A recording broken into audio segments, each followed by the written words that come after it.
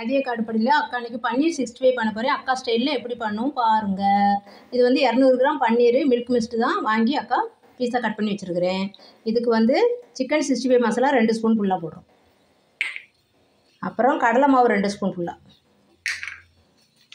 அப்புறம் கார்ன்ஃப்ளவர் மாவு 2 ஸ்பூன். இது கொஞ்சமாக காரத்துக்காக நம்ம வீட்டு தனி மிளகாத்தூள் ஒரு 1/4 ஸ்பூன். அப்புறம் கொஞ்சமாக கர்டு. இது வந்து ஆனியன் ஒரு பெரிய வெங்காயம் மீடியம் சைஸு 2. எல்லாத்தையும் போட்டு இந்த கர்டு ஊற்றுறதுனால கொஞ்சோண்டு தண்ணி தெளித்து கூட பசிரி விட்டுக்கலாம். நல்லா எல்லாத்தையும் மிக்ஸ் பண்ணிடலாம். கொஞ்சம் சால்ட்டு நம்மளுக்கு 65 மசாலாவில் சால்ட்டு இருக்கும். அப்படி இல்லைன்னா இன்னும் ஒரு 1/4 ஸ்பூன் சால்ட்டு சேர்த்துக்கலாம். இப்போ கொஞ்சமாக தண்ணி தெளிச்சுக்கலாம். தெளித்து அந்த மசாலா எல்லாம் ஒட்டும். அந்த ஆனியன் போடுறது நம்ம ஃப்ரை பண்ணும்போது நல்லா கிறிஸ்பியாக இருக்கும்பா. ஒரு 2 ஸ்பூன் தான் அக்கா தண்ணி தெளிச்சிருப்பேன்.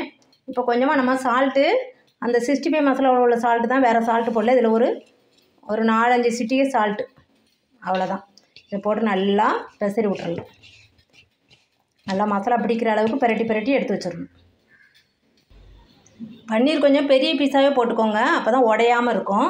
அவ்வளோதான் பாருங்கள், அக்கா 2 ஸ்பூன் தண்ணி தெளித்து பிரட்டியிருக்கிறேன். ரொம்ப டேஸ்டியாக இருக்கும் இந்த 65. இப்போ அப்படியே கொஞ்சம் ஊறட்டும். 10 நிமிஷம் அப்படி இல்லை 20 நிமிஷம் கூட ஊறலாம். மேக்ஸிமம் 10 நிமிஷம் ஊறணும். ஊறினது போதும். இப்போ வந்து ஃப்ரை பண்ணுவோம். அக்கா வடை சட்டியில் ஆயில் காய வச்சுருக்கிறேன். நல்லா அந்த ஆனியனோடு சேர்த்து அப்படியே பிரட்டி போடுங்க. ரொம்ப டேஸ்டியாக இருக்கும். மொறுன்னு ரொம்ப டேஸ்டியாக இருக்கும் இந்த 65. இது மாதிரி குழந்தைங்களுக்கு செஞ்சு கொடுத்து பாருங்கள். லீவு நாளில் ரொம்ப பொறுமையாக செஞ்சு கொடுங்க. பேரண்ட்ஸ் நீங்கள் விரும்பி சாப்பிடுவாங்க. அவங்க விரும்பி சாப்பிட்றத பார்த்தா நம்மளுக்கு ரொம்ப சந்தோஷமாக இருக்கும்லப்பா.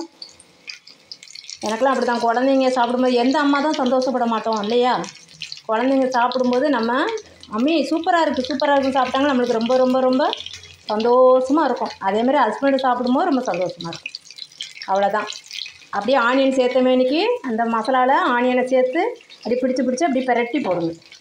கொஞ்சம் வேகட்டும். இப்போ வெந்திருக்கும், கொஞ்சம் பிரட்டி போடும்.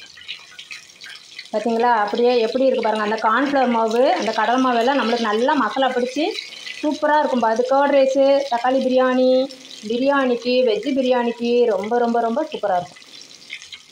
அவ்வளோதான், கொஞ்சம் வேகட்டும். அவ்வளோதான், வெந்தது போதும். ரொம்ப வேக விட வேணாம், ஹார்டாகிடும். அப்படியே என்ன சொல்கிறது, கல் மாதிரி ஆயிடும். அவ்வளோதான். அக்கா இப்போ எல்லா ஷிஃப்ட்டையும் போட்டுட்டு உங்களுக்கு காமிக்கும்.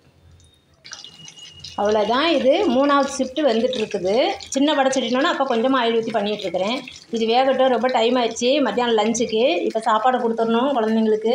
அதனால் இங்கே பாருங்கள் எவ்வளோ சீக்கிரமாக இந்த மொறு ரொம்ப டேஸ்டியாக இருக்கும். இந்த பாருங்கள் சவுண்டு கேட்குதாப்பா, ரொம்ப டேஸ்டியாக. இதே மாதிரி குழந்தைங்களுக்கு செஞ்சு கொடுத்து பாருங்கள்.